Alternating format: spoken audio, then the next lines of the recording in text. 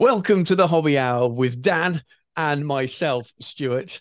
And tonight we're going to be talking about how Games Workshop handles IP and what's okay to make if you're a third-party user and what's maybe crossing the line a bit in terms of stealing their IP.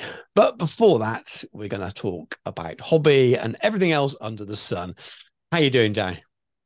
Yeah, I'm really good and well done. Third or fourth attempt, we get there eventually. Yeah, The power of it's all right. It's late on This a is why we Thursday. don't do live streams. This is well, not that the lovely viewers get to see that, but that's the reason why we're not doing this as a live stream. A lot of things to get past this yet. But Yeah, I'm good. I'm good. It's unfortunately people are going to work out a certain theme in this. We generally record on a Thursday or later night. I've been at work. I'm usually tired because work's busy, but it's good to be busy, right? well, you've got work. It's pays the Exactly. bills. You like it Pays for my sometimes. toys. All of You like it this. sometimes, All, but sounds like they're paying you okay for but you deserve that for the stress you have at times. yeah, Um, exactly. It's definitely a good thing to be busy. I could sometimes do with more time for hobby, as could we all. mhm. But sometimes with work, you're securing your future and working towards something, and that's kind of where I'm at with it at the moment. I'm at a pretty good point career wise, so I'll make these sacrifices. So hopefully, I can retire on a good pension and spend my entire time like painting Napoleonics and being rude on the internet. It'd be great. That's Future what people do, right? goals. It's apparently so. Apparently so. Yeah, I'll be able to tell Warlord what they're doing wrong. It's got to But join no, the it's how queue. about yourself? You good? Yeah, yeah. Busy, like you, busy. I've got a big holiday coming up in just over a week now, so I'm rushing to get all of my work done before that because if anything that doesn't get finished won't get finished for a few weeks because I'm off in all around Europe in our camper van. And we're going over to Normandy first. Looking at, I'm going to list this in terms of my wife's itinerary and mine are the same, but the way we would describe them will be completely different. So mine would be we're going to see the Normandy beaches. Hopefully, I'll get to stop around near Carentan, and then we're driving through France, and there's some other stops along the way. We're going to Luxembourg. We are going to Black Forest area of Germany. Then we're going back and we're going through the Netherlands, and we may go to Belgium and stop at a place called Waterloo. And then I hopefully on the way back towards, I think we're getting the Eurostar back by the time, hopefully we can stop off at Dunkirk as well. So I'm ticking Hmm. lots of famous landmarks that might be different from the landmarks that my wife is thinking that are famous. She's ticking off, but it should be pretty epic 3 weeks in a camper van with four of us. So there's a 4-year-old and an 8-year-old going with us as well, unfortunately. But it should be good fun. I'm looking forward to it. But yeah, lots of busyness right now while we get ready for it. Wife's off next week, so she can do a lot of the planning, and the kids have got one more week left at school. So get my head down and get one last bit of job in, get it all finished off and sent before I have to jump in the van and head down towards the ferry port. I forgot the kids will be off soon, which is great. Obviously, I don't have any, but it means the roads will be alive too in the mornings. They would be, Hey, yes. yes, Yeah. I love when the kids are off on holidays because I can go to work much more easily. As a non-commuter, I It's not a long commute, is it? no, well, I do a non. I said as a non-commuter, someone who Well, my commute couple, is. I do drop the kids off at school, but that's on by foot, and you can see the school from my front door, which is fine to say because I've got kids. It's not good to find that good if you've not got kids. But drop them off. My commute is walking back from school via my kitchen, grabbing a coffee, and then walking up 2 flights of stairs to my office. So I can't complain too much. Um, but yeah, there's anyway. probably quite a few people in the similar boat these days with hybrid working and stuff. Yeah, it probably is. Right then, shall we take a very, very, very quick break and come back and talk about news and all the stuff that's been going on in our hobby lives since we last recorded?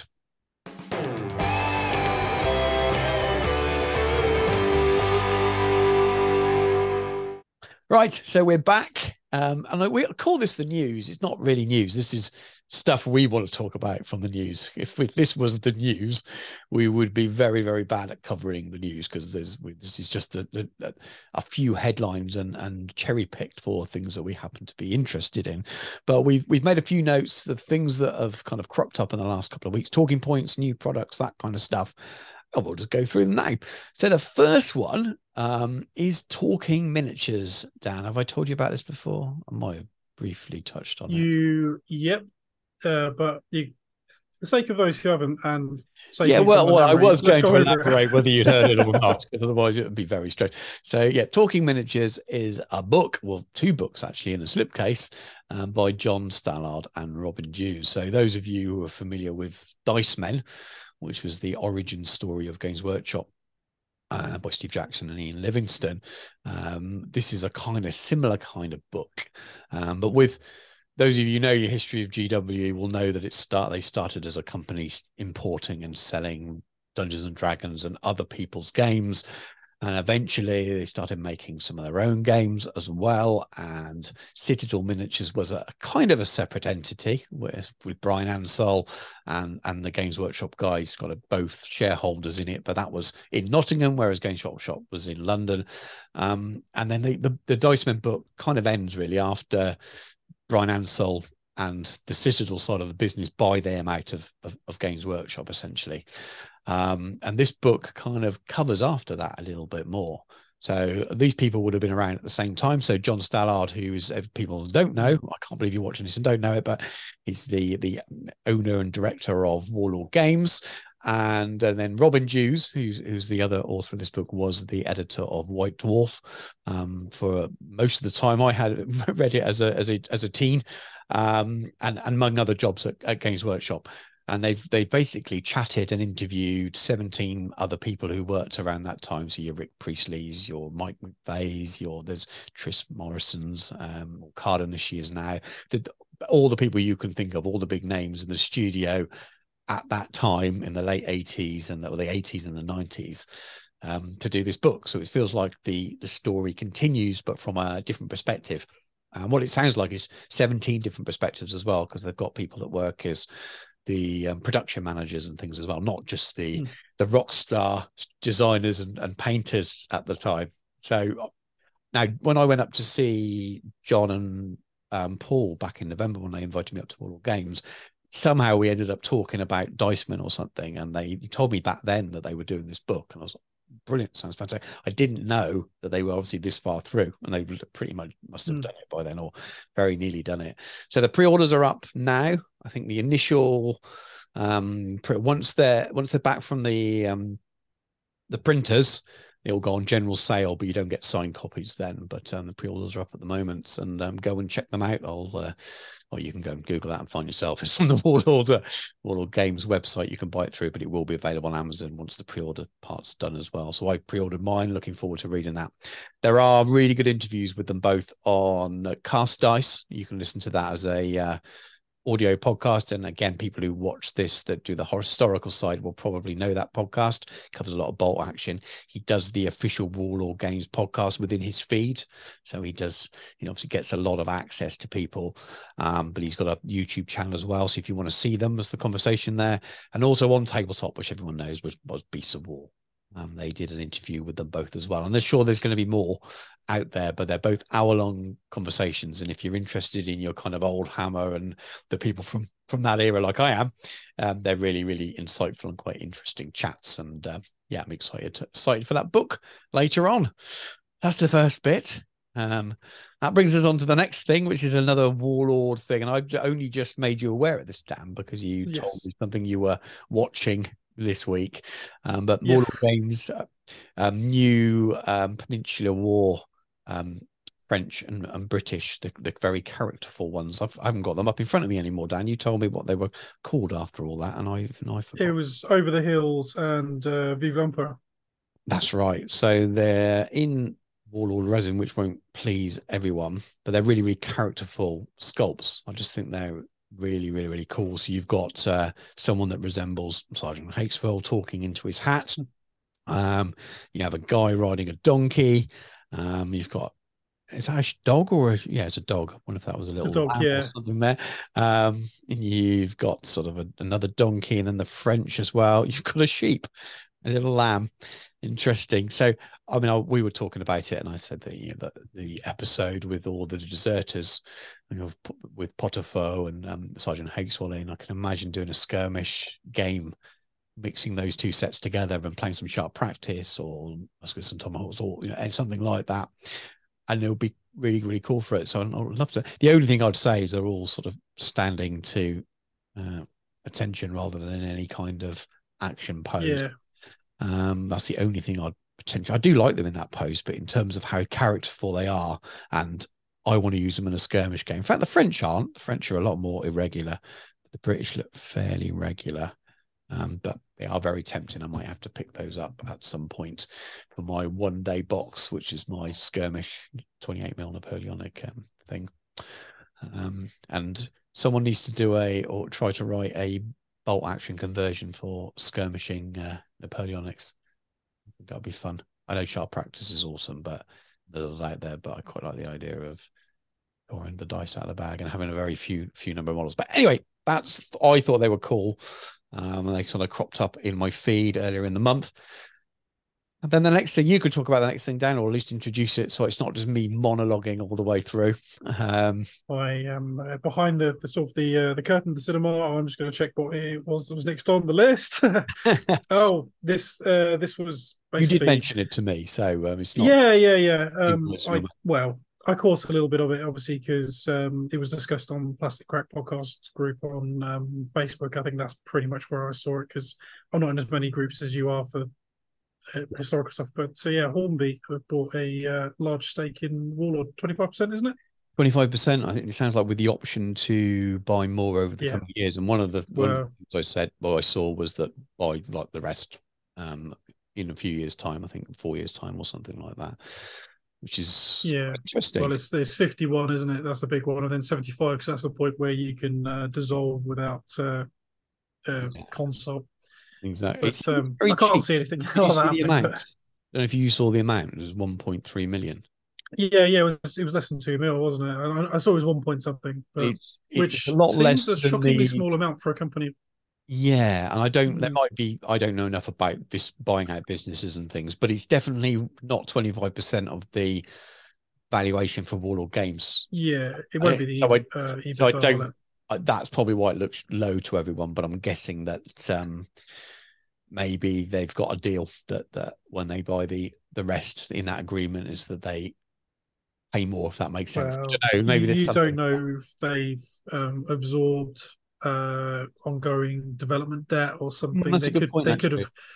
That's a You good. never know. They could now be the owners of the building that Warlord now sits in. They could be anything in the back of that. It's true.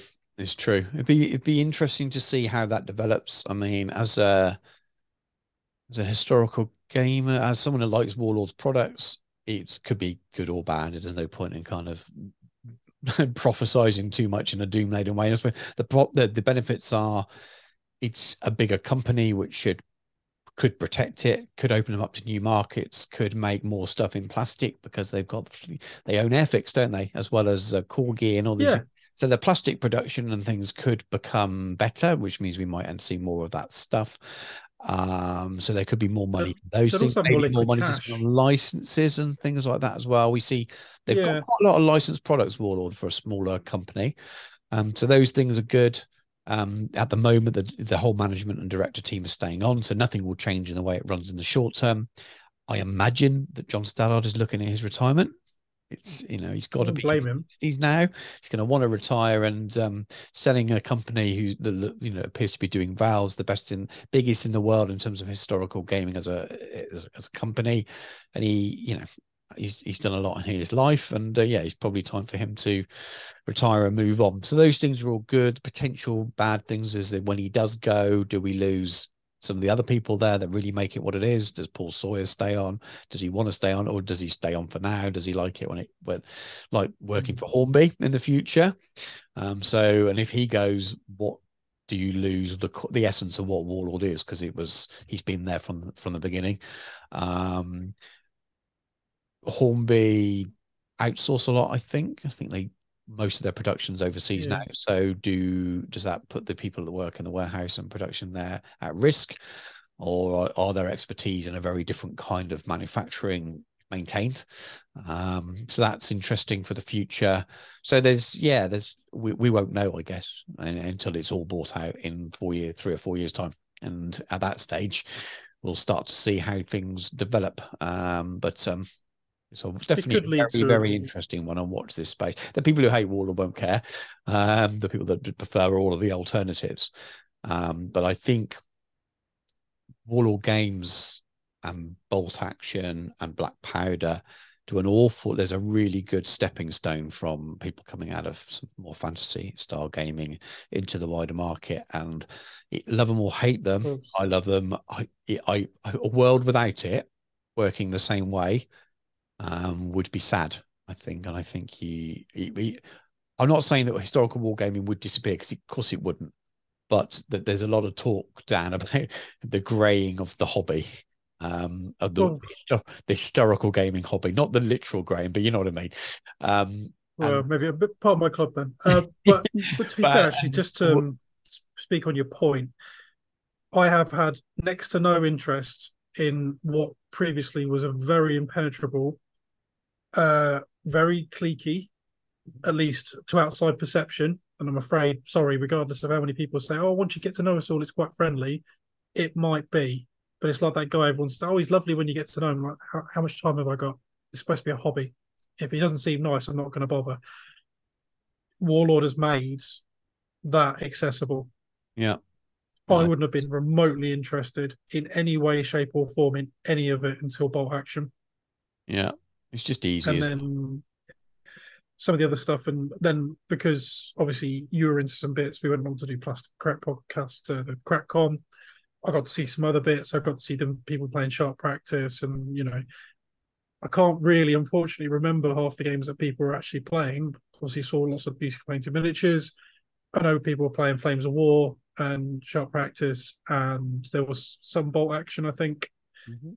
I don't remember anything else because I don't know the games, but Warlord are really good at, you Yeah, know, yeah, and it wasn't all Warlord games there, but yeah, it's no, no, not at all. There got was such a people, wide some card range. related World War II one. I can't remember what it was called. I think there was some old group going on when we were there. Mm. There were a few other things, but there's I think what Warlord do is, because they offer such a wide range of periods, as well as some other games that aren't, there are fantasy games and things as well. We'll talk about one of Mm. those in a few moments, but I think that there's such a wide library of games there.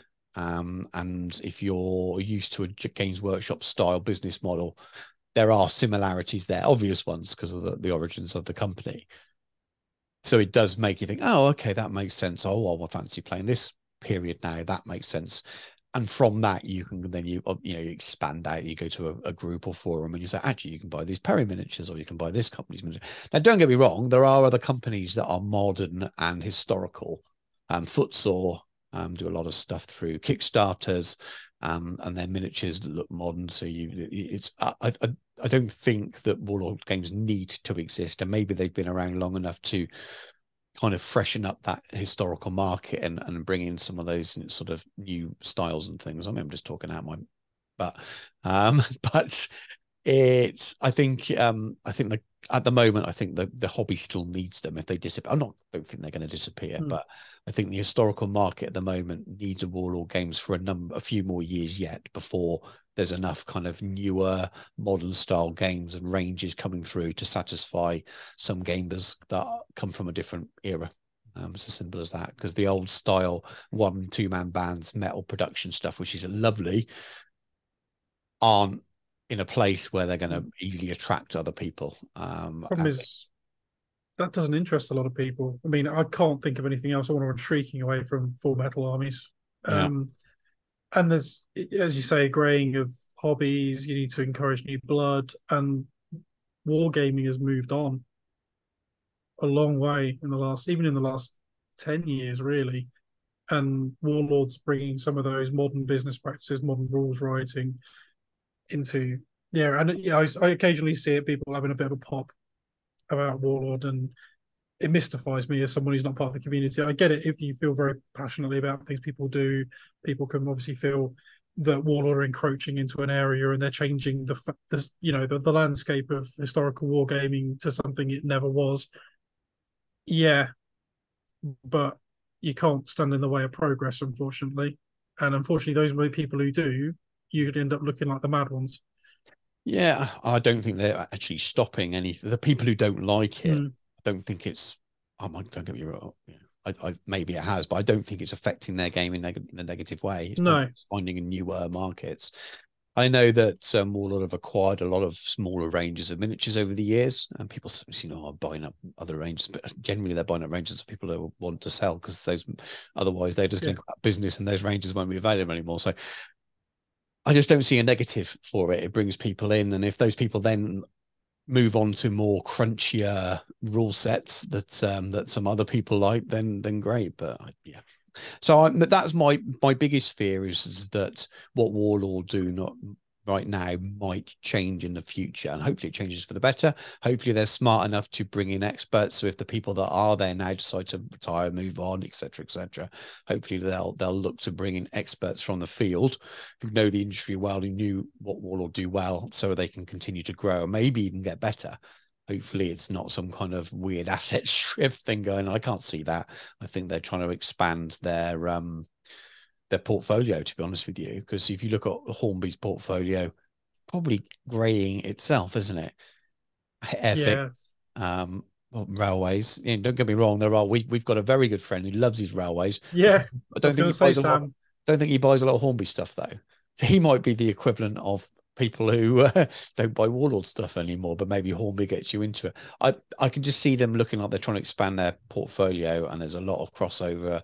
Hopefully, they'll have buying power and stuff to um, grow the Plus, business and make it they even have be brilliant.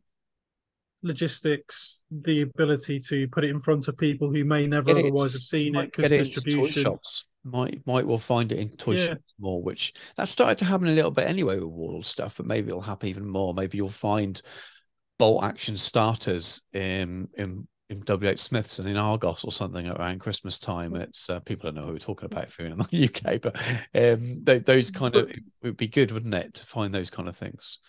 look Uh, what happened with GW getting racks in game, as in the video game. yeah, They're spreading out and putting their products in front of people who have, I suppose, nerd adjacent yeah. interests, and so it could potentially be a huge thing. It could be really good. That's my positive on it. Anyway, we've spent a lot of time on that, probably Yeah, than I thought we were going to. Let's move on. We'll stick to sort of the theme, Napoleon movie. So you messaged me the other day, you're excited about this.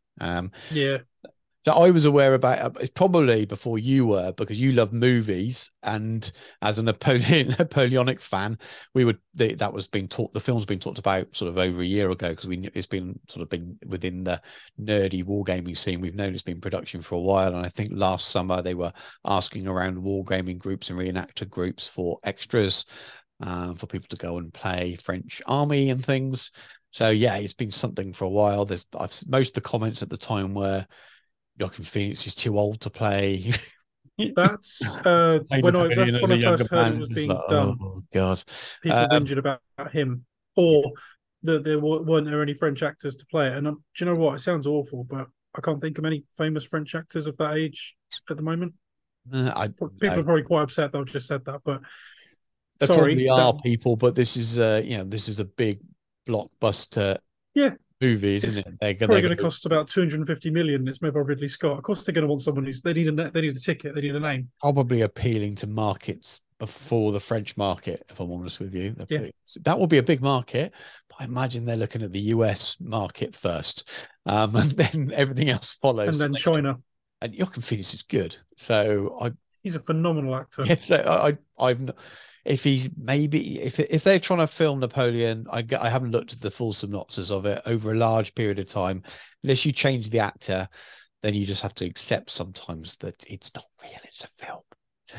It's a bit From what like I've read, abstracting a war game, isn't it? It's yes, he's not going to be at the perfect age for each scene, but they're quite good with computers these days. So maybe they make him look a little bit younger in some of the earlier scenes, and if it's half as good as the new indie, that was I incredible. Actually, really want to go see I us. went last week, and there's an awful lot of that de aging that people have complained about. Like the Irishman, De Niro in the Irishman was a bit weird. That looked odd. Okay. Um, and some of them have been done quite well. Peter Cushing as Tarkin in Rogue One was done really well.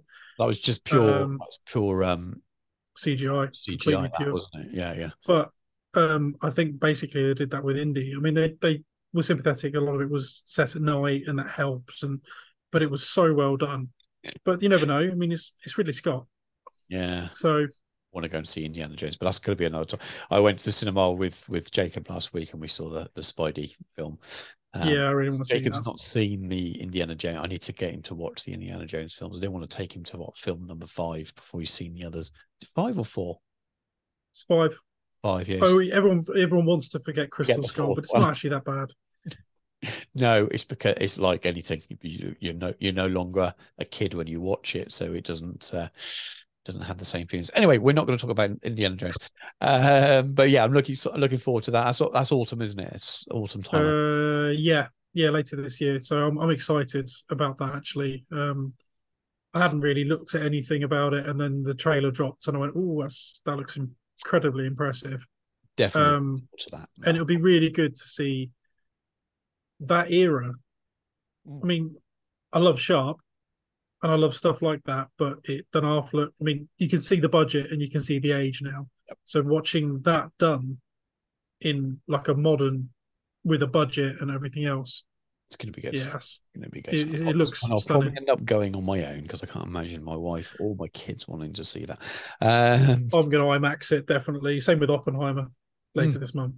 yeah, Big excited about that. That looks stunning. that'll have to wait. I've got too much going on this summer. So next thing so this is more I've put in there. So WAP. So Warhammer Armies Project. Do you know what I'm referring to here, Dan? This would be the bloke who's been building Warhammer Army books, as in Mm. codexes, as they used Yes, to be Warhammer Army books, for all the old war factions. And as and far as I'm more. aware, he was served a cease and desist. A friendly one, but yeah. So I wanted to cover it slightly because I do a little bit of fantasy chat on here once in a while. Um, the it's at the end of 8th edition when they blew up the world that was. He kind of carried on what became an unofficial 9th edition, really, I suppose. Made some rules changes and then redid all of the army books. Basically, gave them all a new army book, and then did them for loads of factions that don't have them anymore as well, or never had them. So I'm struggling to remember Cathay, that kind of stuff. So lots Yeah, of factions that were mentioned in the lore, and they're good. Um, they look great. He's presented them well. The ones that are never covered don't really have any IP stuff in them. I don't think there's no artwork. It's all new artwork and stuff, and it's all 100% his own writing. The logo maybe is a bit Warhammer-esque. Obviously, some of the the ones that were official books, official armies, they still do have some GWIP mm. and stuff in them. It's how one person has done it, I don't know. It's a huge amount of work. I'm not a player myself. I prefer to kind of play something that's got one foot in the official, rather than just sort of gone out there. But I know a lot of people loved it, and they basically said it's quite obvious with the old world coming out that they need to protect their IP again for a live game.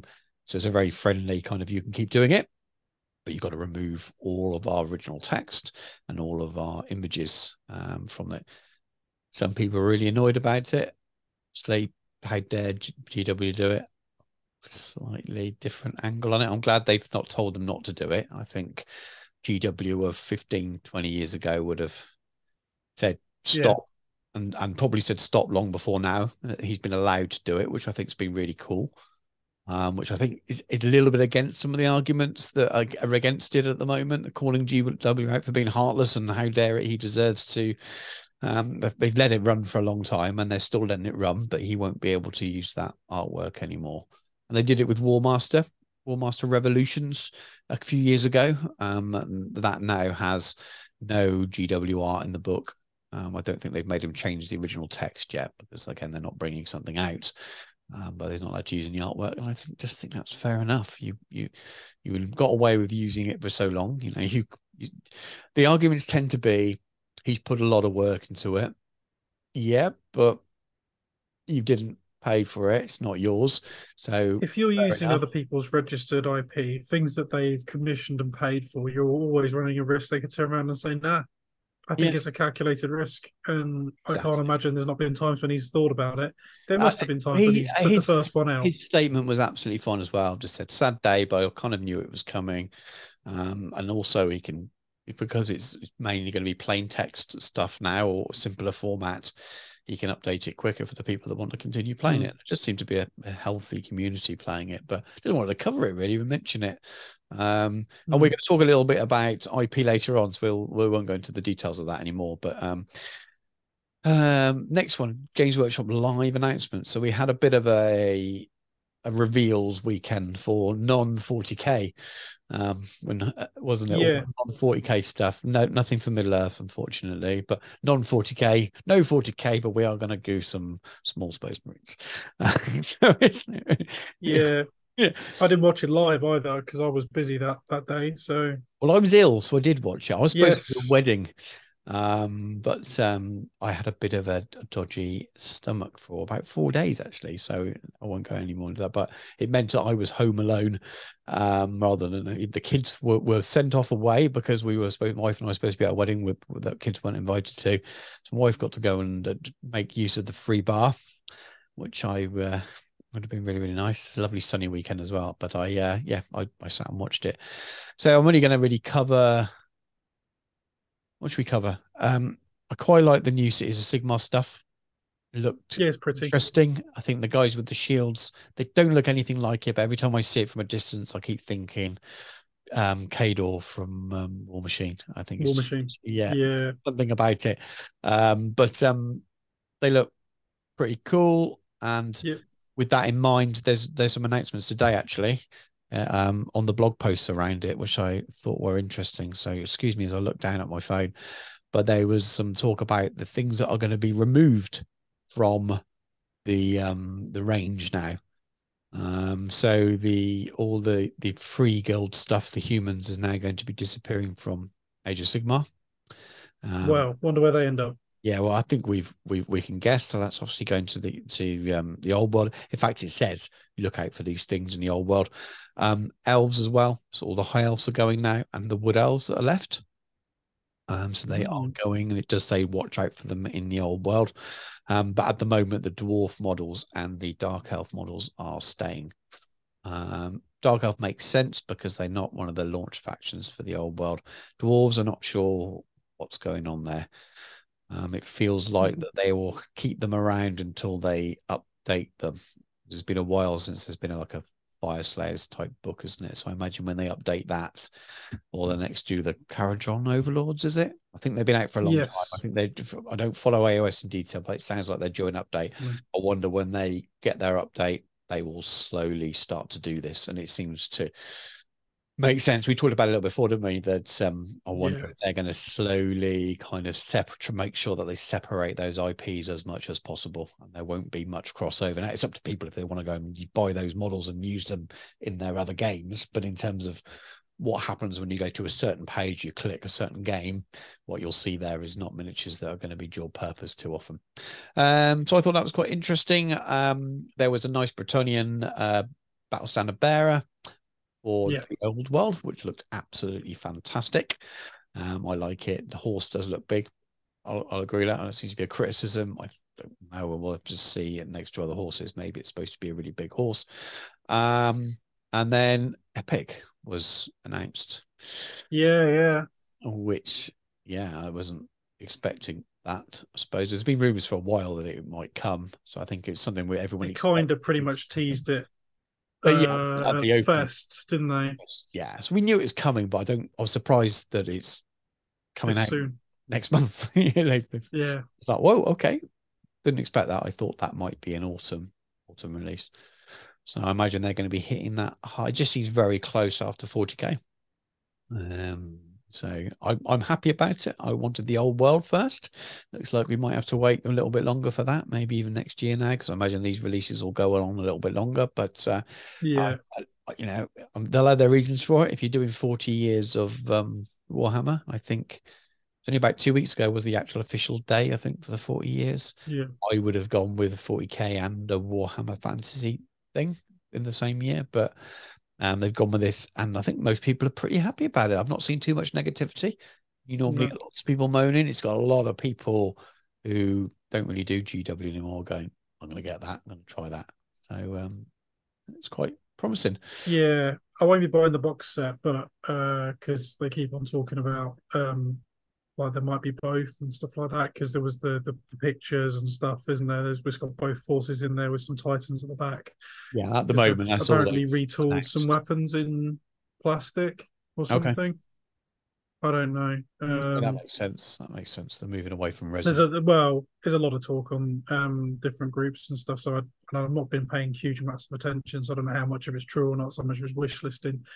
But I don't particularly have much interest in the Solar Auxilia. So I think I'll probably just go um, Marines and I'll paint Yeah. them Ultramarines because it upsets people and I quite like blue.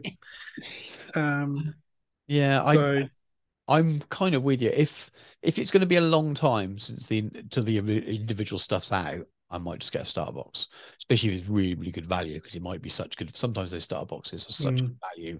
You but sell the the added bit you value for don't some of want. those stuff's great.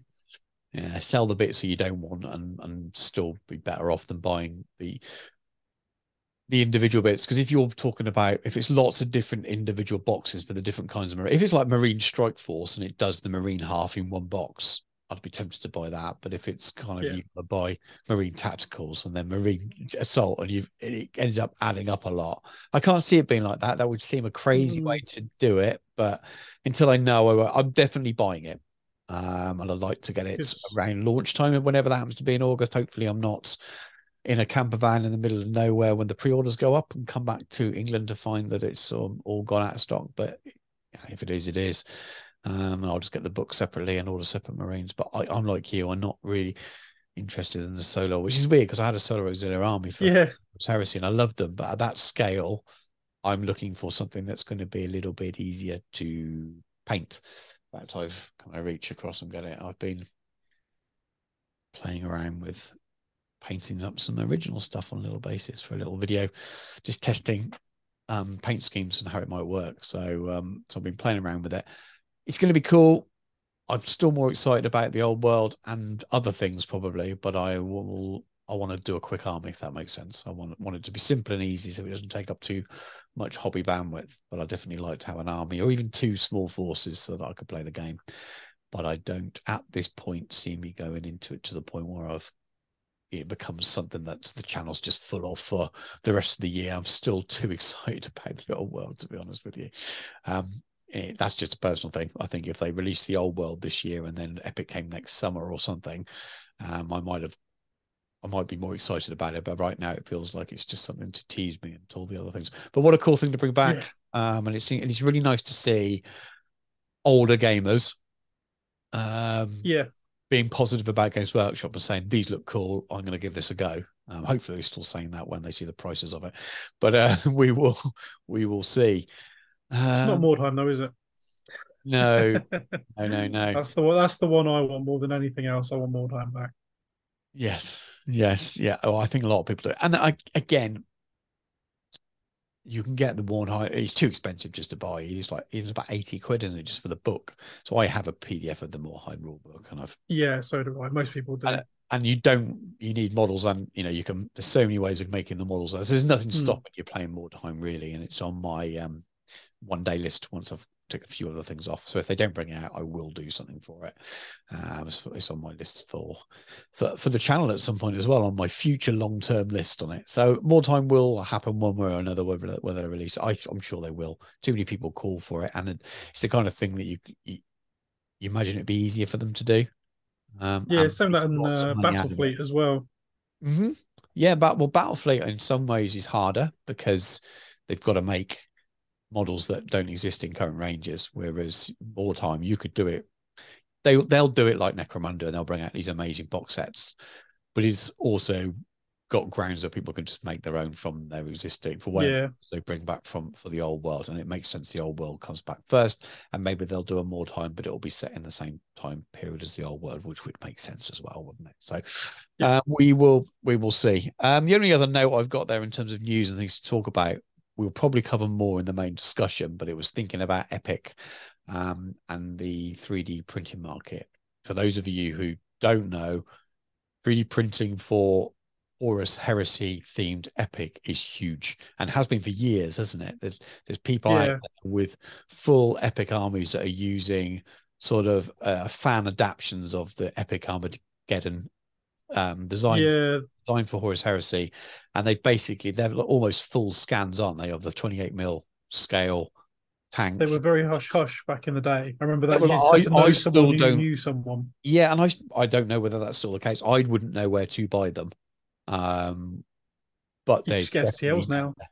yeah, you could, yeah, they're all over the Epic Facebook groups. People are already, and it's Yeah, confusing people. The reason I kind of added it into the notes to discuss, and we'll do it later, is that there are people joining those groups, obviously, because of Epic coming out. So they're searching for Facebook, joining the two biggest Epic groups, and they're going in there and they're scrolling down, and then their questions are, have you got the models already? This is how much yeah, they look like the models. I think it's a different problem Games Workshop have with that than they have with other 3D printing, where people kind of make things that look a bit like Space Marines or a bit like this. These have been fully scanned, most of these from the bigger yeah. models, or fully copied. And I don't, it's going to be really hard to sort of see the difference between them and the GW one. So GW would be interesting if GW have a plan. But we'll part that and talk about that as the IP discussion later on, which might wind a few people up. Entirely possible, especially my views on it.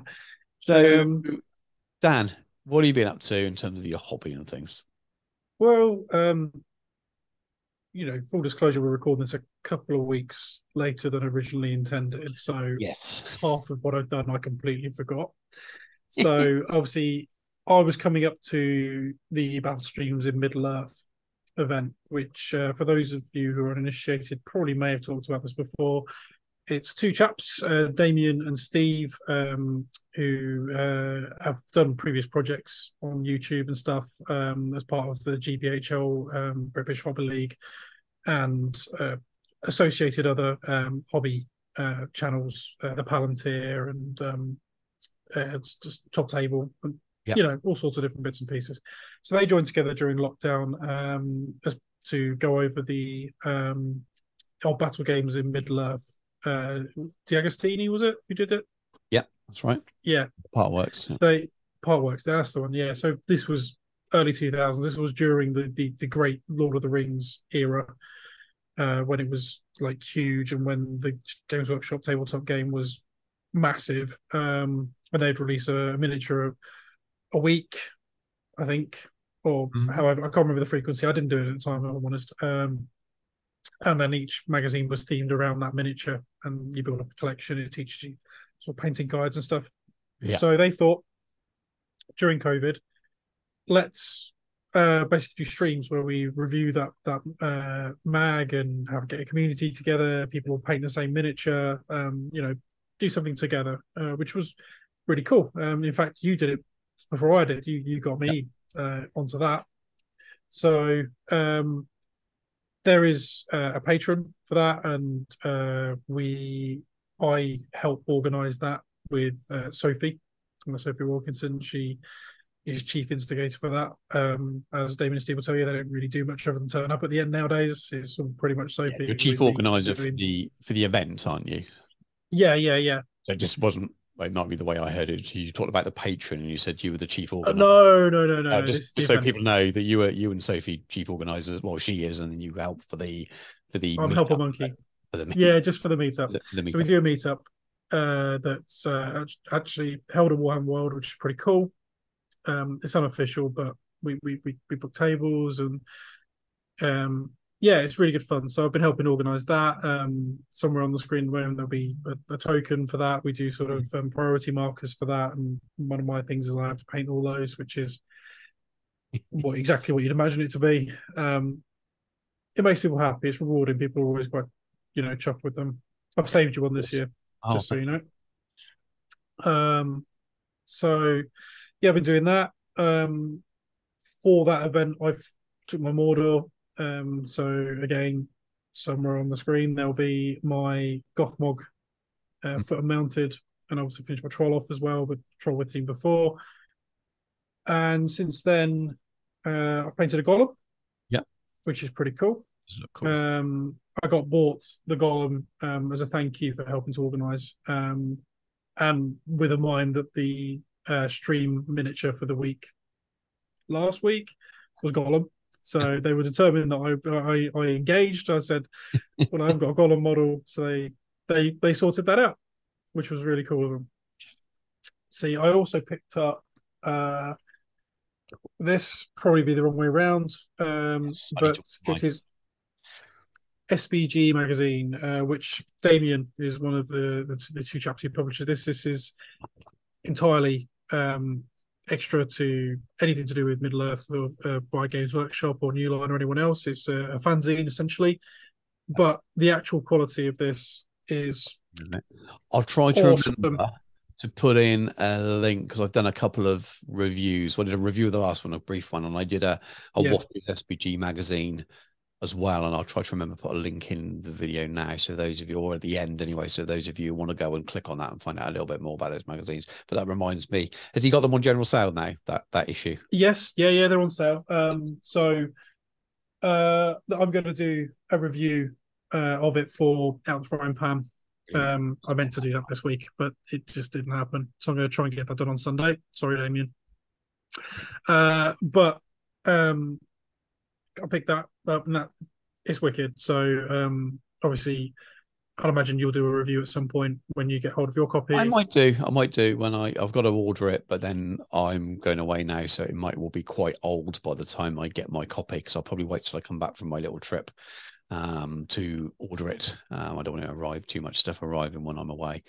So it's been out a little while then, and if you've done a review on Out of the Frying Pan, I may not. We'll see. We'll see. Yeah, you depending on when you watch this, it may be over there. But if not, give it a week or two. If you're watching this when it drops, and there should be something over there, so you can have a little look at it. Yeah. But they do a sterling job. It's two people who clearly love what they do. They love the hobby. They love the spectacle. They love writing a magazine. Actually, they do a really good job of it. The actual quality of it Mm-hmm. is pretty good for Amazing. an official fan driven amateur essentially job. You know, they're very talented amateurs. So yeah, that's one thing I've been up to.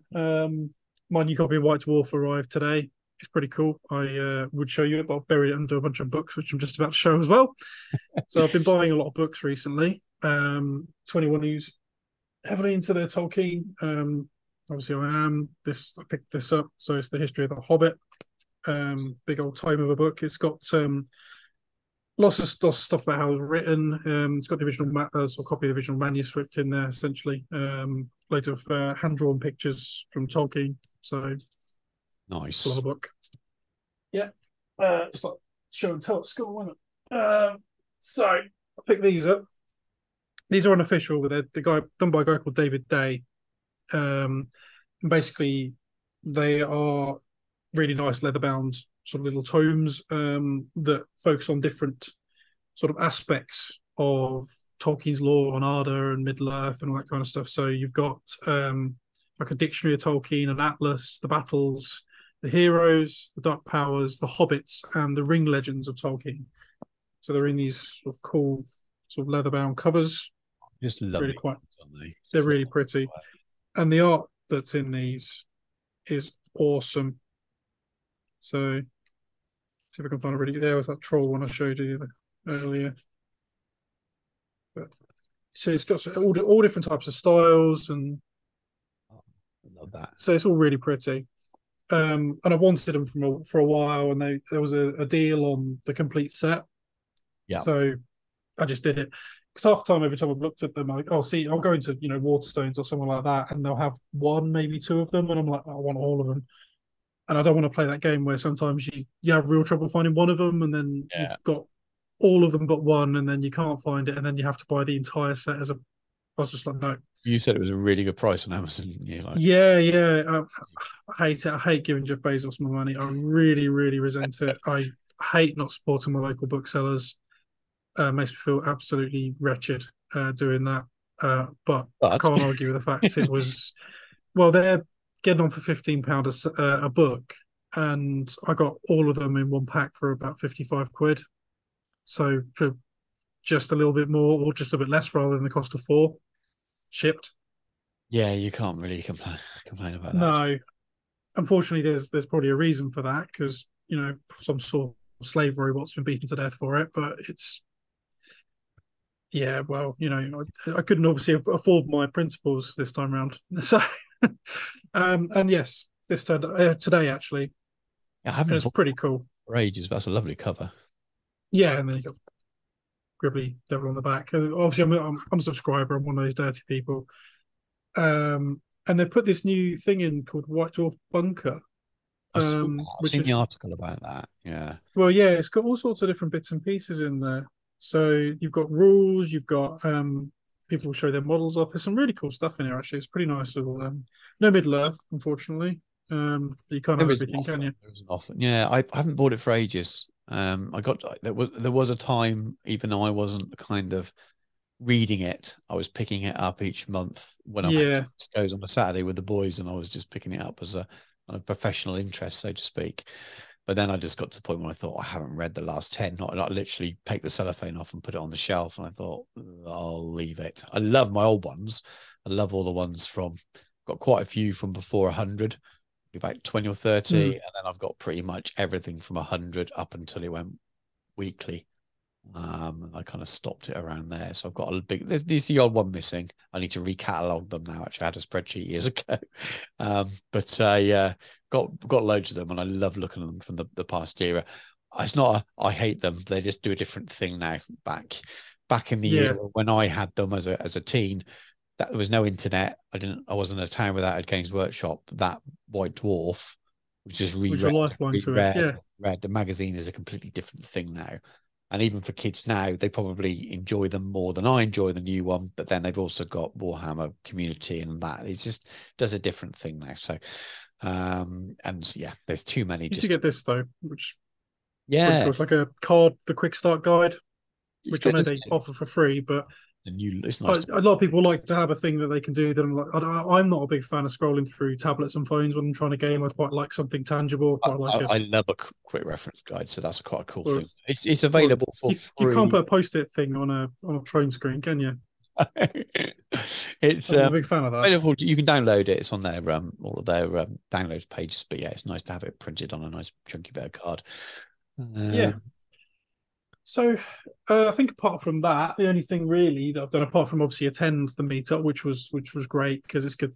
They're a lovely bunch, and they're all really nice people, which helps. And to be fair, I'm not bothered about the gaming so much. I enjoy a war game, but gaming for me is the excuse to be social, yeah, yeah, I'm with you. and it frames it. It gives you common interest. It gives you something to do rather than wildly gesticulating your hands while you're having a conversation or something. But ultimately, the gaming is much less important to me than seeing people I like or have a common interest with and showing off my painted miniatures. That's Yeah, pretty much it for me. I'm To with you. each their own, of course. I have picked up. I started obviously. You sent me Flames of War Tiger, which is probably now on the screen, um, a little while ago. I mean, a little years, end of last year, wasn't it? I think. Wild, yeah. I was originally trying to And get you into the game. yeah, I did sort of part assemble it, obviously, but got that Did I far, send you but then it's rules at the sat. same time or not? Yes, I've got a set of rules. I've They're got up there. because of all the starter boxes. I've got so many copies of them knocking Yeah, as you're playing it now in October, even though you're not using your own miniatures, obviously. But I thought I'd send you a copy of the rules if you didn't already have one. But yeah. I've already sent you one with it. There's a whole lot of blooming miniatures in that chat now. They're going mental. I can't believe how quickly those boys paint. Yes, yeah, yeah. Mine. Well, I've got all mine, and I've painted those three tanks and the one stand.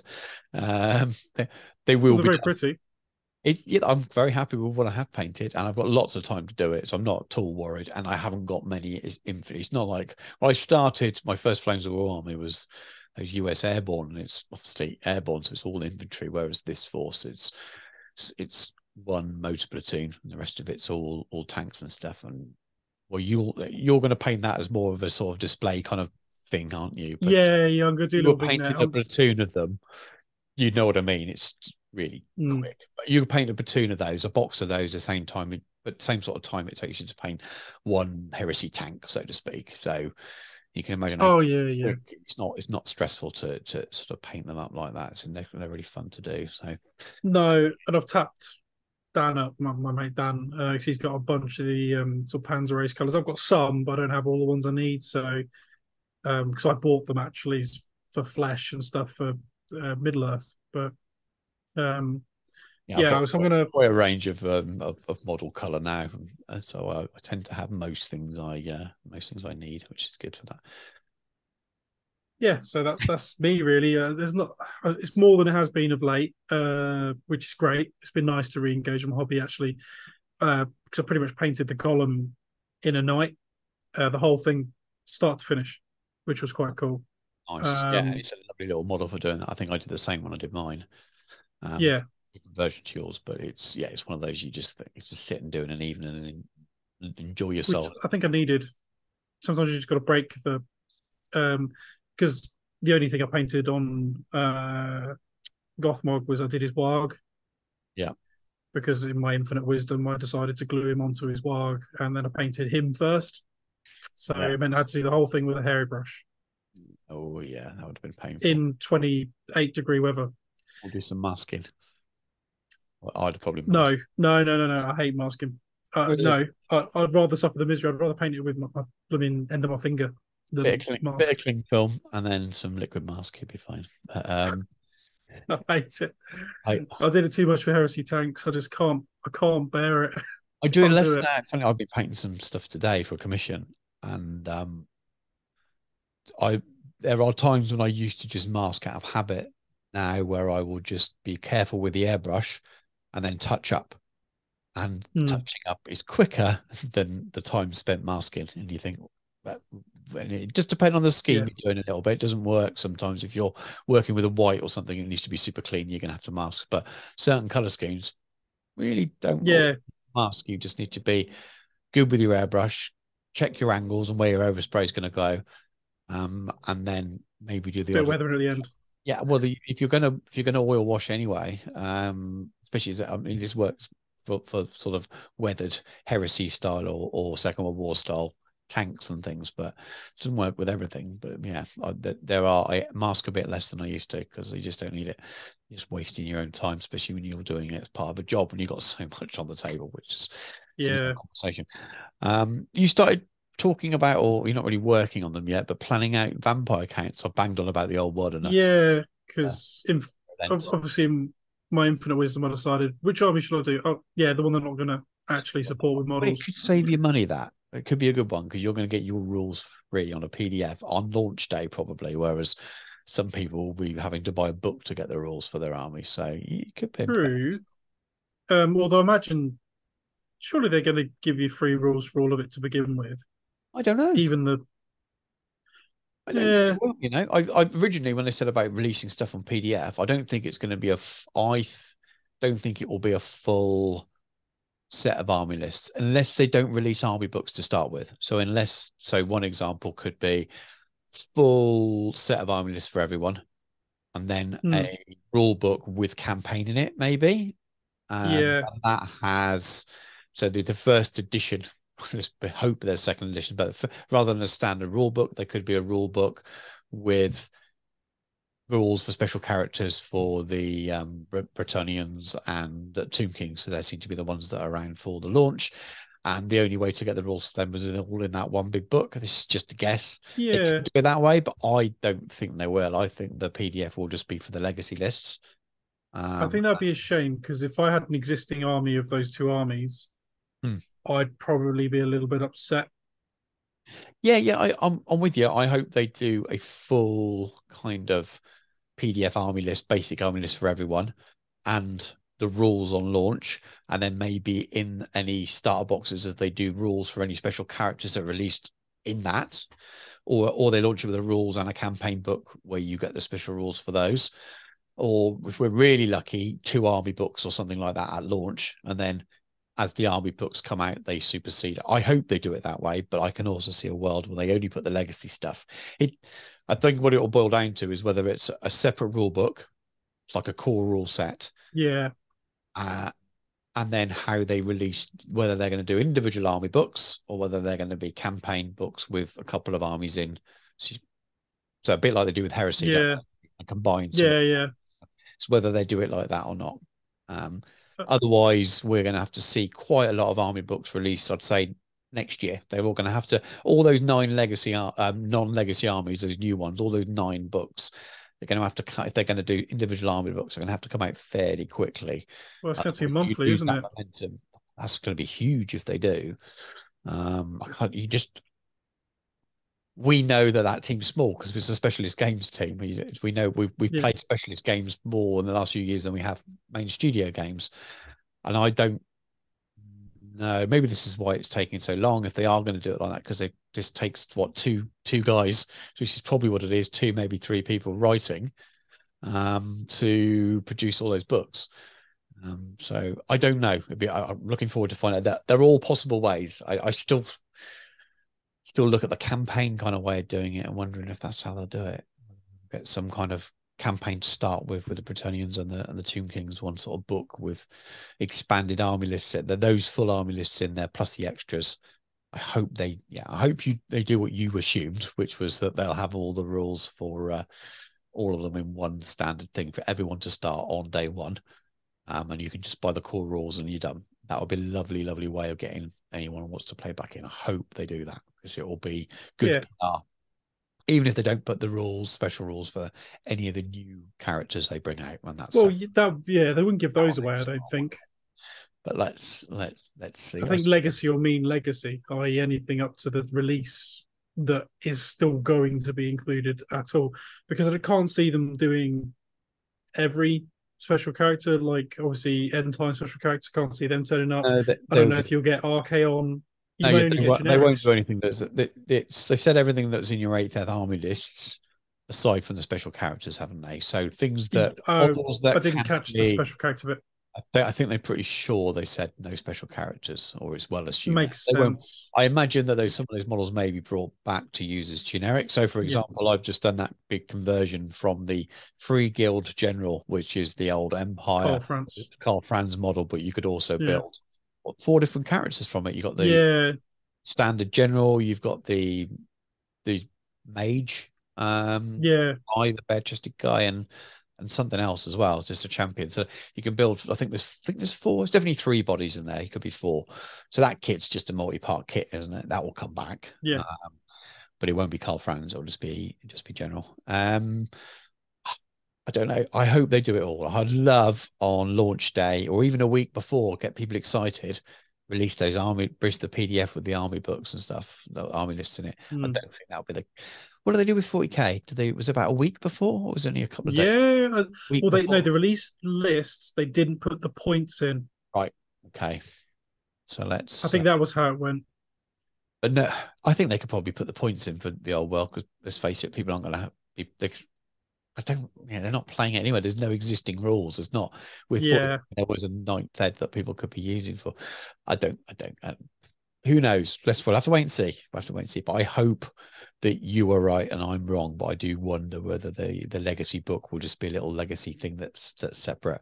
Likewise with the miniatures, I didn't initially realize it, but I don't think that any of the legacy armies will have any kind of miniatures re-released.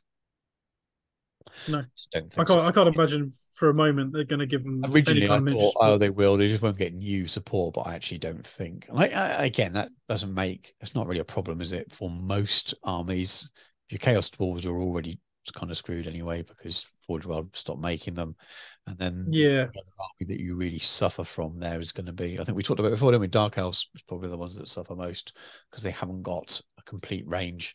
But all the other army lists there are covered in AOS, so you can just dip into your AOS ranges. So lizards, you got enough. You got enough for Skaven. You got enough for your. Yeah. It's I finally get to paint demons. the black coach.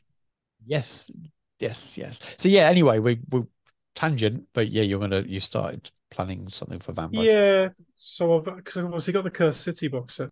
So I'm thinking, actually, that's a really good place to start. So I need some death rattle skeletons, so I can make a couple of big blocks of those. I think I'll have one smaller unit with like sword and shield, hammer and shield, and then a larger unit with spears. Make a big old block of zombies. I've got some of the characters from that. I've got one of the vampires from the underworlds. Some Can't really remember. good Yeah, concepts there. I've got the one. He's basically like a one cast iron vampire. He's the big one with the mace. Yeah, So I've got him. Um, so I can use that as a vampire lord. I love those visuals. Actually, definitely something I had infinite time. Some armies I'm just never interested in doing, but doing a bit. So I've been doing dry dead, do some wet dead. Uh, Yeah.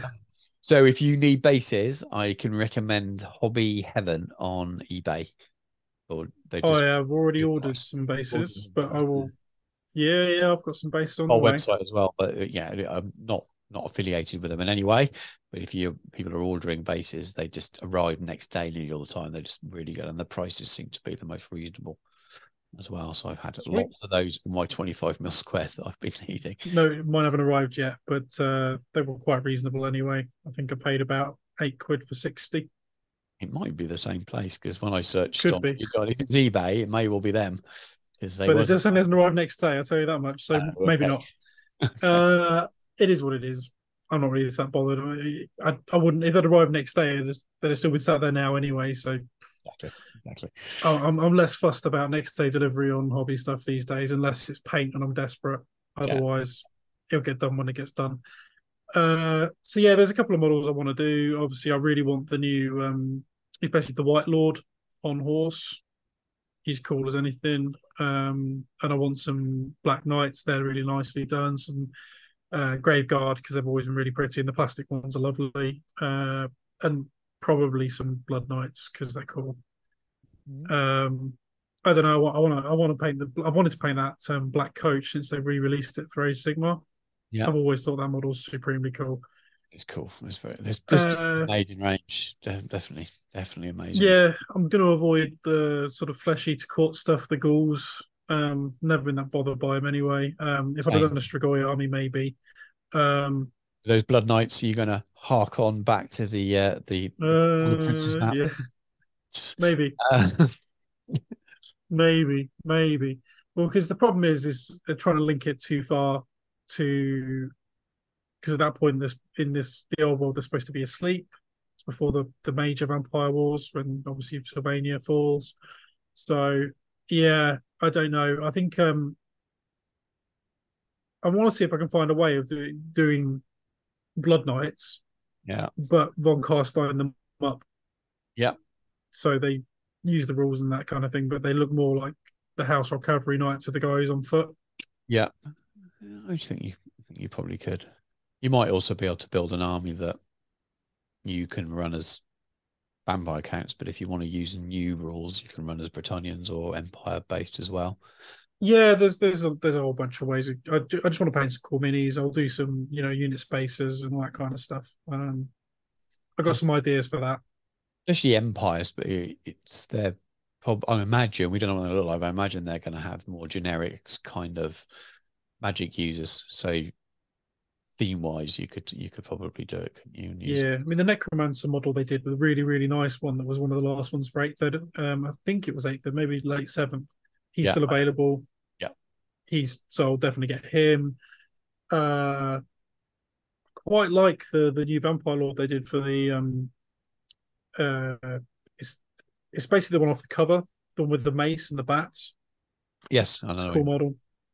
I like the new one with the furry hat as well. So I'll end up buying loads of those models if I'm not careful. So I really need to be careful. But It's yeah, so looking it's an forward to idea. it. It'd be very cool, very very cool. So yeah, you tell the good people what have you been up to? Been up to. So I think everyone knows what videos I've been doing. So I've been painting dry Yeah, dead.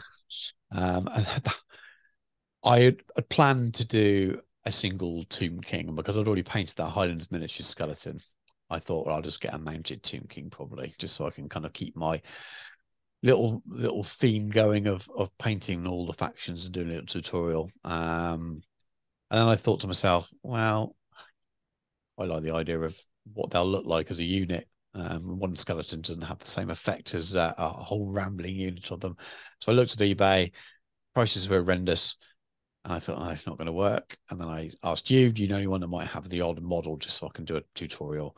And then I found some that weren't cheap, but they were reasonable and they were unpainted, which is, I didn't want to be stripping skeletons. They're too delicate models. You're not going to be able to strip them without breaking it. So yeah, I found those units that people will have seen the tutorial if they're watching this. Probably might be people have found this video. If not, go and have a look at my other videos. But there's a tutorial video talking about painting a unit of 8 skeleton horsemen and a unit of 16 that I kind of, with unit spaces, turned into 20 sort of normal skeletons, and they come out really well. And my challenge was to try and paint them in a way that would be super quick.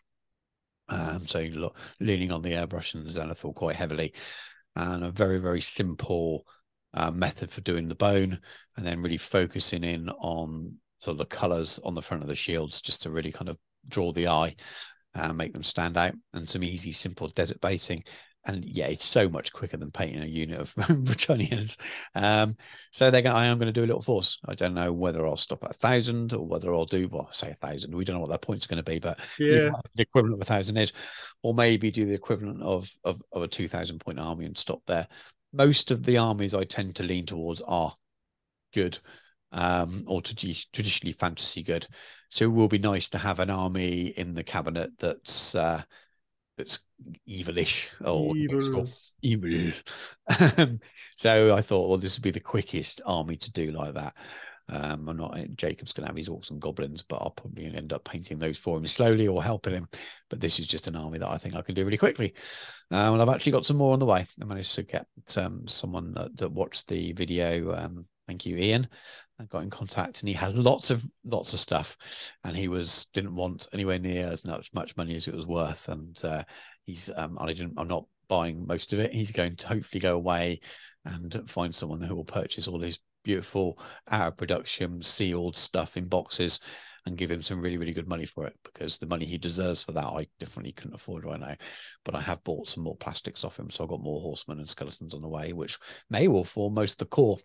So when it does come around to release time, I can treat myself to a couple of characters and some big gribbly or whatever happens to be re-released. Use some chariots. Well, chariots are coming in the plastics. I've got so chariots, horsemen, and so will have a real good amount of core there. So I can go and pick up the fun things. But anyway, so I've got that on. That's been happening. I really love the new Primaris Terminators from the 40k starter set. Those miniatures are lovely. So I wanted some to paint. So I picked up a set from eBay.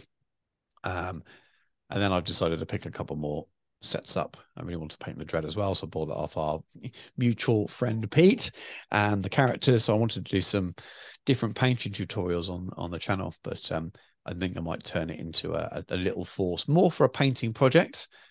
But I'll have it in the cabinet, and at some point when Jacob turns around, he's already looking at 40k again, and turns around and says, I want to play. I'll have my painting project, and we'll produce a couple of videos for the channel. We'll be sitting there, but I'm only going to do sort of 1,000 points, which isn't many when it's just Terminators. It's like 20 Terminators and 2 characters and 1 Dreadnought. So it's really tiny amount of painting. So I'm looking forward to painting them. I'm not super fussed about playing the game, but if I've got a 1,000 point army, that's always a good thing to have in the cabinet, that if I need to play, I can. I've got Epic written down there, so we've already discussed that. I'm going to buy that. I picked up this. Wanted to get this for years. And so this is Warlord Games. Yeah, that's Red. Yeah. A skirmish game. Looks really good. Every time I sort of looked on the website or been in the store and seen it, been really, really tempted. I don't know if you can see it on here. I've got Judge Dredd as well behind there. So I'll probably do that as a painting tutorial. I'll do a couple of videos on it. Nothing much more than that. But I love Dredd. I love the film. I've read the comics a little bit. I'm not a super expert on it, but I do love it. And when I was 18, I played this. Yeah. Workshops. Judge Dredd, a role play game. And now I played the slimmed down version that came in the little box set. You had a little map. I used to have that, and my next door neighbor, my best mate at the time, I think had this as well. I never owned this, but I managed to find this. It's a battered spine, but inside it's perfect. On eBay for 16 quid. I thought, well, I'll pick that up as a bit of nostalgia. And it smells like it's been in a loft for 20 odd years, 30 years. But that, Musty. just love it. And that the Warlord Games set reminds me, it feels like a modern version. I know one's a role play game and one's a skirmish game. I get it, or not, but I just, particularly sort of bit of nostalgia for me. A modern day film I love. There's rumors again about it's back on again, film number 2. I Yeah. want to make a streaming series. No, I want Netflix to pick it up. Well, I'd they were rather supposed have to have that done it than, because it was supposed to be called Mega City One, wasn't it? yeah, They spoke about it. It was supposedly greenlit, and then it's all just gone quiet that's a again. And weird licensing problem going on because it'd be popular, wouldn't it? It's not one of those. It's a bit of a risk. I don't think there's any risk to it at all. So it's got to be some kind of licensing thing. But anyway, I'm sure at some point it will happen. Bit of nostalgia, bit of a soft spot for Dread, and I will paint up the starter and I will paint up Dread, do a couple of videos on it, but nothing too much detail. Again, something cool in the cabinet for a little different kind of game at some point if I want to play it. And that's it really. That's been my hobby. So I have been painting mostly stuff in the videos. I've got quite a few things half done at the moment. So hinted at the test scheme video about Epic coming up.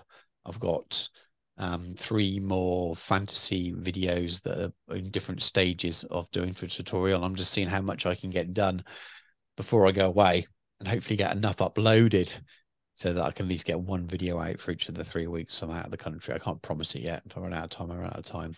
But things will be a little bit slower until I'm back in the country. So my hobby is, outside of finishing off my commission work, this next week will be try to get 4 videos in the can, probably ready to release over the next few weeks.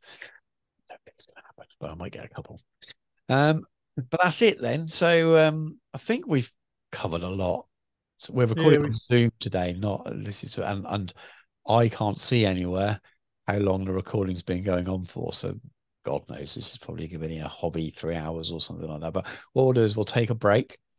And when we come back, we will talk a little bit about GW and IP, and we'll probably use the recent things with WOP and the Epic stuff as kind of discussion starting points, and discuss our feelings on it a little bit.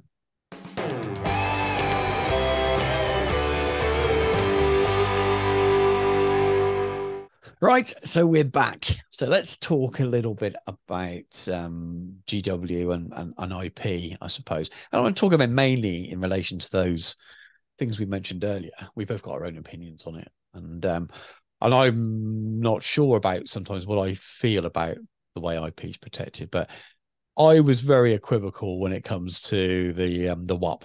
That was like, yeah, it's not your IP. They've been quite nice. They said you don't have to get rid of it, but you just have to remove their stuff. You rode on the back of it for a long time. It was lovely how much work he's done. I'm not saying this guy's angry either, but this is more some of the community. He had a donate button up there, so he's making money. I'm not saying how much he made, but he had a PayPal donate button on his page as well. So it's not like it's just all done for free. I know it's donate, but it's still money that he gets from doing it. So the fact that they just come out and very politely and said, it's clearly because of the old world, you need to take it down. I personally take GW's side on that. I just don't. I don't quite understand why people get so angry about it. And the arguments against seem to be he's put loads of time into it. Yeah, done that knowingly. GW blew up the game and stopped it, so it's their fault. Doesn't automatically give everyone else right to then make money out of it, make what they want out of it, make your fan made stuff cool. And he wasn't making money out of it. Well, he had a donate. It was only a donate button. So those arguments against seem a little bit, for me, it feels a little bit harsh to make GW out to be the big bad guy. In fact, the fact that they let the community do it for so long unhindered, I think was a good thing. And now that they've got to legally protect their IP again because of what they're doing, and to provide any confusion from people out there who are looking suddenly, oh, hang on, what's this? The old world fantasy? I've played Total War. Google, find the wrong page. Or is this it? Or is this it? What's the official things? And some of the books he put together they're pretty good. They look pretty good as PDFs. Good artwork, Mm. very nicely put together. They don't look like a one-man band. Don't get me wrong, they're not as good as the GW stuff, but if you're new to Games Workshop stuff, I can see people being confused. So for me, it's pretty straightforward. It wasn't your IP. You've enjoyed it. They've not said delete everything or we'll sue you. They've said just remove our imagery and any of our wording that you've copied over. Use all your own words and stuff, and then crack on. Use your own artwork, crack on. So seems pretty simple. Yeah. Thoughts? Oh yeah, I can't argue with that whatsoever. There has to have been a moment when he clicked publish or whatever to put it out there where he thought, "Oh, are GW going to come for me?" Mhm. And he probably spent the first week going, "Oh, are they going to come for me?" Yeah. And then What, every time he eight, does it, nine it's years on? probably Nothing. yeah, but it's probably obviously the fact that they've not each time as the community builds, as he becomes more known, and still no rumblings, he's probably gone. But at the back of his mind, every time there's probably GW could legitimately just shut all this down, Yeah. and they're well within their rights to. They generated the IP. Yes, there's the arguments about Moorcock and all that kind of stuff about what's really theirs, this, that, and the other. Kind of, that's just how life works with IP. If they've decided to monetize it, seize upon it, Mhm. morally, that's a different question, but Yeah. legally, sorry. Um, and they're well within their rights to just say nah, because they put the effort in. They paid someone. They commissioned people to write it. They commissioned people to draw it. It's stuff they've copyrighted and paid. Yeah, And sorry. he can still do WAP Yeah, armies, dwarves, WAP armies, so because dwarves and elves and those things aren't copyrighted as yeah, long as he doesn't use any official artwork. He can get other artwork made or use generic yeah, stuff. So as I said, it can still exist, but just anything that makes it look official, like using the Warhammer logo or something that he's got a very close approximation. So, and again, I don't think he's. It doesn't sound like he's annoyed at all. He's probably knew it no, was coming. I bet you, as soon as Warhammer the Old World was announced, the writing was on the wall at that point. So, yeah. But and there's this classic thing: people who are always offended on behalf of other people. yeah, and there's a big, there's quite a passionate community that play it. It seems to be more popular. It seems to be WAP 8th edition and 6th edition seem to be played. Other editions Hmm. are, but if you go by the Facebook group size numbers, the others are more Yeah, smaller niche kind of things. So those seem to be three distinct communities, of which 6th is pretty big. WAP seems pretty big. 8th doesn't seem quite as big in some ways, but at least in terms of the Facebook group. So there is that. I think a lot of people play 8th, play WAP as well. So there's a bit of crossover there. So they decide before the game, are we playing 8th, we're playing WAP. And it kind of, because it is like an expansion of 8th anyway, rather than 6th, which is a completely different edition. So that was the first kind of example of it, really. And then the other one was what I sort of touched on earlier, is that but when I was playing Heresy, so Dan and I, we met playing Heresy hmm. games. That's how we got to know each other. And even back then, people were playing Net Epic, and there were Yeah, full Heresy armies available. And back then, people were scanning the Forge World model. I'm presuming they were scanning them. Some of them look so, or they're completely copied in terms of 3D design, and not just a kind of approximation. So sometimes now you can search for 3D models, and there will be something that looks like a Space Marine, but you can see that it's all been designed by someone else. But these models look like they've been designed to be exact copies, and they look brilliant. Whoever did them is very cool. Very, I'm guessing there's multiple people who've done them, but they look very, yeah, very good. Now, I've not seen the full range. I haven't searched, but I'm aware of it, and I've seen these things painted for years, and it just got me yeah. They're thinking. always on the basis of Titanicus Titans and stuff. You see them everywhere. I mean, I remember this was Warseer. I think the first time I ever saw one. This was ooh, late 2000s. Yeah. I first started seeing bits and pieces kicking around, and oh god, at that time, I'd have torn your hand off to be able to get hold of one. Yeah. There was a bunch of them was coming out of Australia. There's a lot bunch of the Aussies were I doing it. think, I think, yeah, I think that might be the case with a lot of it. Now, I don't know whether I've always thought, how come that's been allowed anyway? I know it's a game that was dead as well, but also because it was completely copied. And there's a different example in a moment because they look like complete copies. I've always wondered why GW let it get away with it, but maybe it's because they're not. Maybe because there's no storefronts here. There's nowhere available. Yeah, You go and buy it's them. all smoke and mirrors. So maybe I they will think, stay available, but then is that going to be, and this will be interesting to see what people who are aware of it think in the comments, is there going to be a problem there for GW? Because these 3D files are excellent, almost exact copies and are available out there and are freely shared. This is the first example I can think of where it's going to be hard to tell the products apart when they're on the table painted. yeah, Obviously, a recast is something different, and there was enough of that in Heresy. But this is something that could be widely available that versus buying a box that won't be cheap. I don't think there's anyone else out there for a current GW game making something that you can print that isn't. These feel like more than alternative miniatures. That's what I'm trying to get. It's really explaining it very well. I'll try and find some pictures of stuff that I know isn't GW's release stuff and put this up as part of this discussion. Because it will make a lot more sense then. And if you're new back to the game, you just think, well, is this the GW stuff or is this the underground network of stuff? And they've done the whole range. You can get anything, can't you? Absolutely anything available. Pretty much. 28 mil, I say 28 mil, 32 mil Horus Heresy Age of Darkness game. Pretty much anything that was available in that game, you can get hold of. I've seen pictures of these miniatures painted.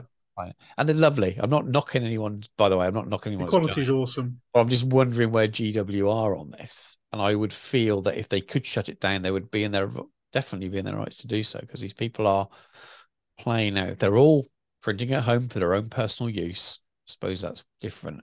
But I can't believe that these things are all completely free. Maybe they are. Maybe it's just this free share once you join the secret club thing.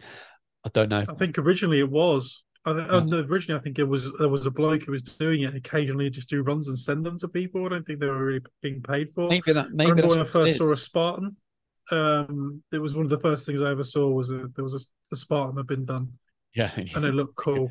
It looked really cool. This back when Epic was around. So they are amazing. But if they scale it and with printing you can do, if they've been scanned or designed in a way that's a complete replica of the full size miniature, and then you scale down to the 8 mil, which is what it sounds like Epic's going to be, they're going to be very, very close to whatever Games Workshop produce now in plastic.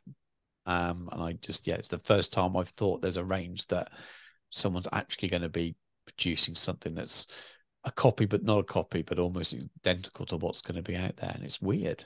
It's going to be a nightmare for TOs. A nightmare trying to work out what's what. You're going to know what's what. Yeah, I mean, imagine if they run, well, because it's Legionis Imperialis, isn't it? It's actually called. Yeah. Imagine the poor events team at Warhammer World if they ever run an event for that going. So small as well. The size, literally, the size of it is so small that it's going to be very hard to tell. Well, can you imagine if they accidentally because obviously when you get your army into the cabinets as best painted as a nominee in Warhammer, they take photos of it, and it usually goes on. Can you imagine if this happened apparently once? One of the armies had some third-party parts in. I'm sure it's happened with recast as well because. Yeah. But and that's a different topic. I'm not going to get into recast today because it's pretty straightforward whether it's right or wrong. But this is a little bit different because I'm not saying that the people who made these miniatures were doing anything wrong, especially if they were doing it without selling it. And if they were the other way around, though. Yeah, and if they were making a little bit of money off it, to cover costs and things, then fair enough. But now that the game has been announced, there is a problem there. And if these people still want to continue to make them, hopefully they're doing it without making any money. I don't know. It depends on whether GW know who's doing it and the sources of them, and that will be interesting. So I mentioned there's kind of correlations with other things. If I bring up Warmaster, so there are a wide range of Warmaster armies now, and I've got some STLs for some of them, which look very, very much like, because this is a slightly different thing. This really starts graying, looks very much like the eighth ed edition of the fantasy armies.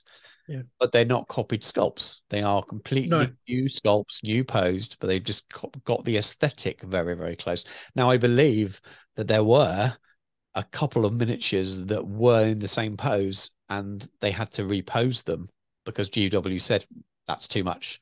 So there has been some contact there, and GW clearly know about these main people that are doing it, Yeah. and they're sold. Excellent minis are a big company based in Germany, I think, who sell these things, and GW have not told them to stop.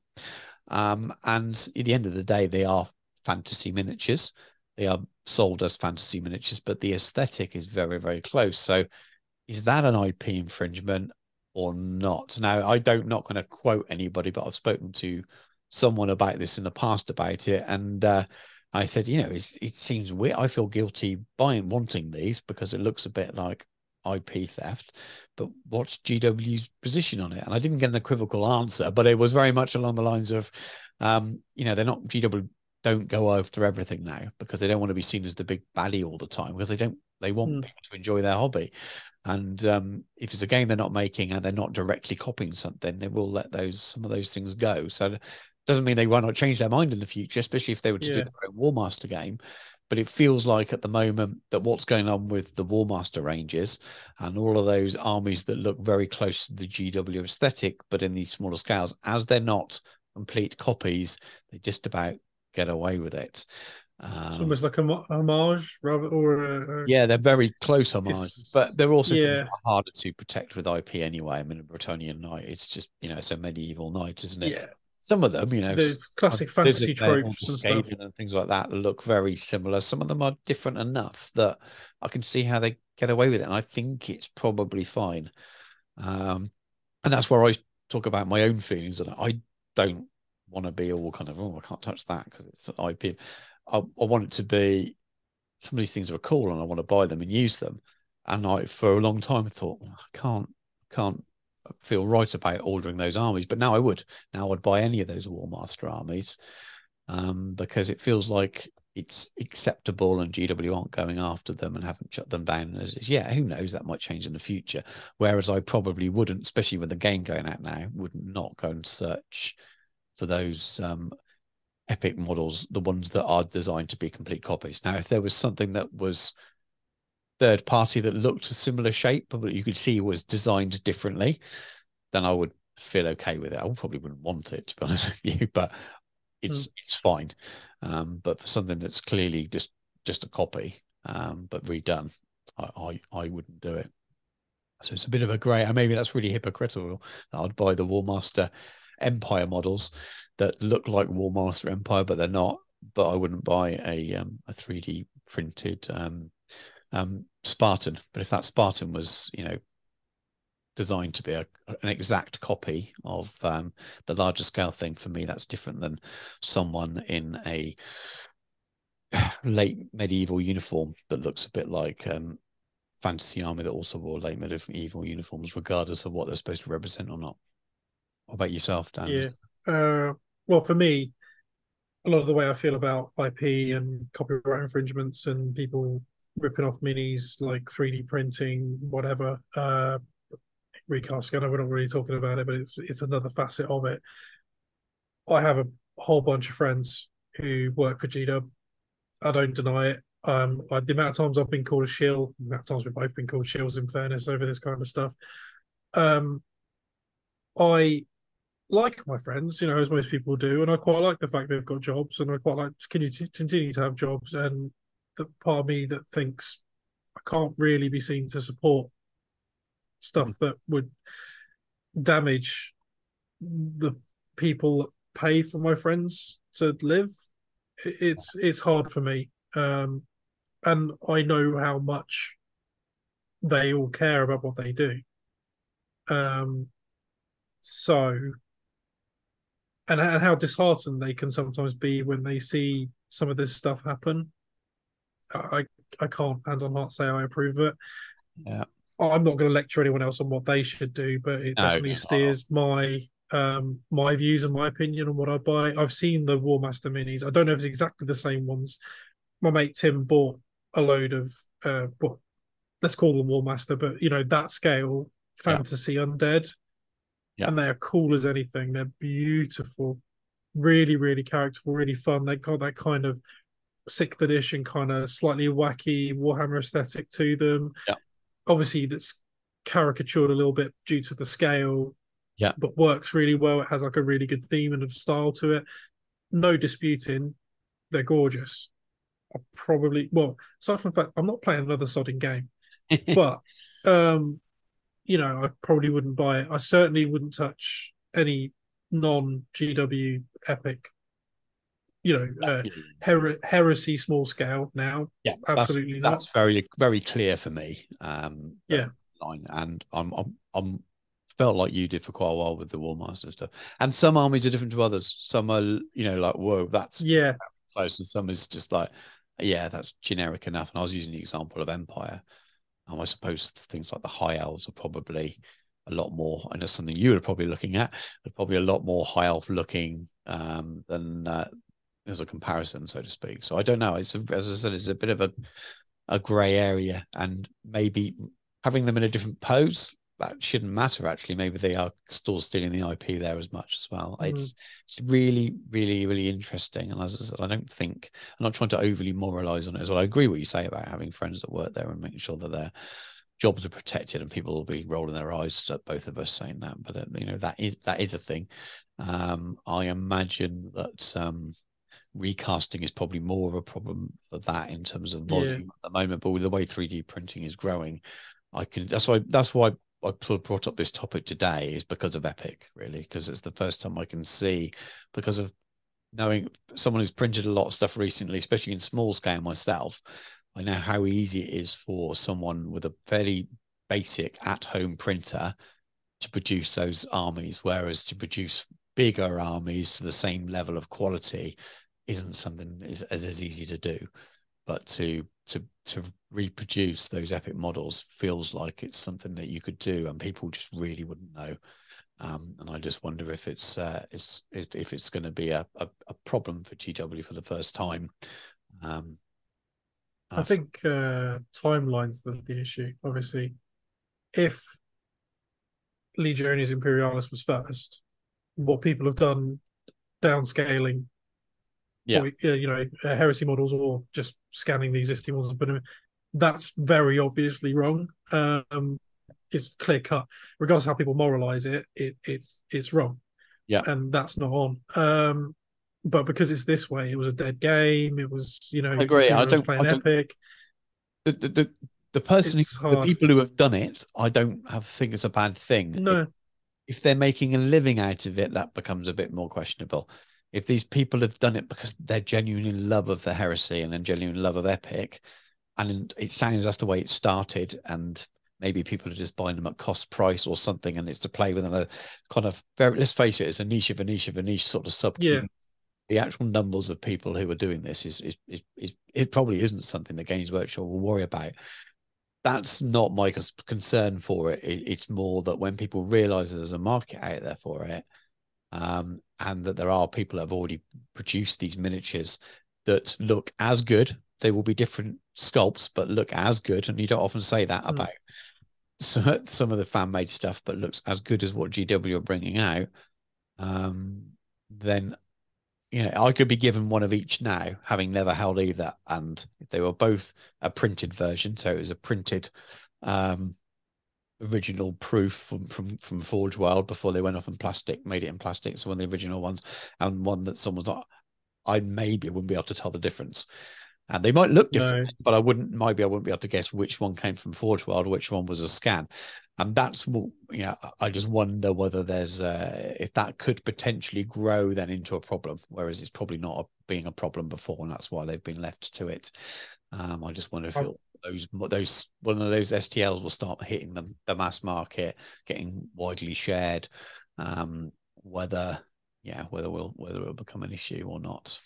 Well, the more it gets dragged into the light, the more easily GW's legal team can go after them. In fairness, or get things taken to I pull don't want anyone down, to all get in that kind of trouble stuff. for it. I really don't. As I said, I don't No, know the people involved and but interested. if people are reselling it, trying to make a living off it, then that's a bit different, and Yeah. you kind of And to get be what you clear, deserve I on that don't one. know of anyone doing it. I was guessing that maybe some money might have passed, because it's been a number of years now since I originally saw it, and you can see how much it's grown. But it could be so niche still that it really is a kind of, well, you I doubt GW care Could be too much. it could be another donate kind of thing where someone's made a couple of $100 or quid for it, and but they're not really. There's no industry there as such. And as I said, it's more of a concern about how widely those things could be spread and whether people would be confused about what was genuine or not. But we will see what happens with it. It'll be interesting. The problem is not everyone's any good at 3D printing. Most of the people who prolifically 3D print a lot of their armies may not necessarily have ever bought the models from GW in the first place, because it really lost revenue. Yeah. And Yeah, thirdly, most people I know who are like hugely into their 3D printing, and in fact, Nick, he has access to some of the finest 3D prints under the sun, and he buys more GW stuff than anyone else I know. yeah. He's still just you know, I don't think 3D printing is as big a problem as people are saying it No, it's is. probably not. Probably not. It's become a bit of a bogeyman. I don't necessarily agree with some of it, but I don't think GW are particularly too bothered about it either, because I know you've got a 3D printer. The amount of grief I've seen people I know go through with those just to print stuff with the My first one was films awful, and I say. alignments and all that. Do you know? No, my time's worth My more any than that. cubic has been brilliant, and it's really simple and doesn't cost too much money. I've been Yeah. printing on that, but again, I've not Oh, printed anything for a few weeks now. The only things I printed is bases because I wanted to I had some larger cavalry bases for those Bretonians, which is a complete shot in the dark anyway. Might have to snap them all off the bases when the game's launched, but that was because you can't buy the game sizes that the community's guessed at the moment yeah. that exist. But since I printed my dwarf army, which again, that's not an IP issue really there, because fantasy dwarves are fantasy dwarves. There's so many different flavors Mm. around the world, and the ones I printed are very generic fantasy dwarves. So, but would I love Highlands miniatures. Would I go and print their version of the Empire Army at the moment? It looks very close to the GW Empire stuff. It's amazing. Probably better. So if they redid Empire now, Mm. what would it look like? But maybe not, because Yeah. and that's the thing. I've got this weird torn kind of grey area between where IP is anyway. And it's really difficult when it's science fiction or fantasy, especially when it's fantasy, when fantasy is half inspired by history. It's really hard to kind of, well, I'm sure GW will know this, hard to actually have something with a protected IP. Hence, that's one of the reasons why Age of Sigmar exists, because it's so blatantly different, Yeah. named differently, so they can protect it. Whereas the more traditional stuff that we see in fantasy, they can't, and maybe that's why they don't go after it. Again, 30k is different because there's a Spartan is a Spartan.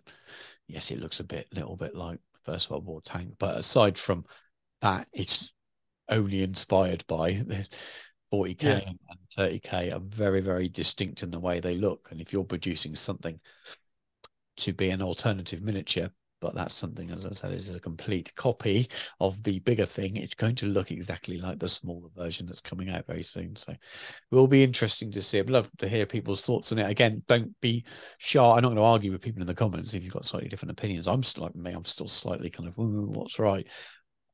Let us know what you think.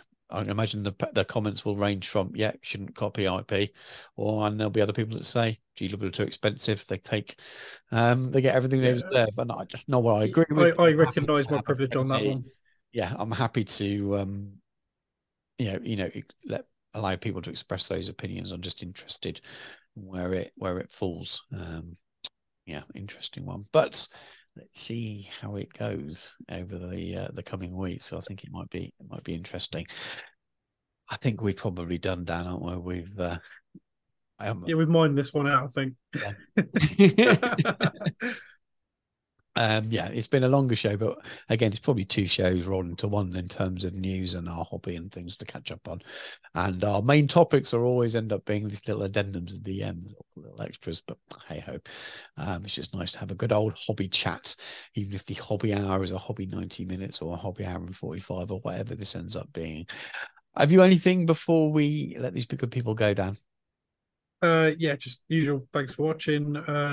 Yeah, all views are our own. And once again, thank you to Damien and Steve if you are watching this for gifts and stuff for the Be Some event, and obviously big up to Soph. She definitely was the brains behind it. So if you do watch this, she keeps promising she's going to watch one. She hasn't watched one yet, so knowing that this will be the one she actually bloody watches. Well, it shows how long it is and going. Yeah, she's probably sick of me anyway, so it's fine. But yeah, just watch him. Absolutely. So yeah, thanks very much for watching. I will be, well, the next one of these will be after I'm back from my travels. So I imagine we're going to have about a 4-week gap, maybe 5 weeks before that for the So next it'll one. be probably 2.5 hours. And I won't have done any hobby, so I'll be telling you all about my holiday. But yeah, the next one will be probably about a month's time. So you've got 2 episodes in one just to make up for it. And that's the way I'm doing it. But thank you very much for watching. Take care, and we'll catch you soon.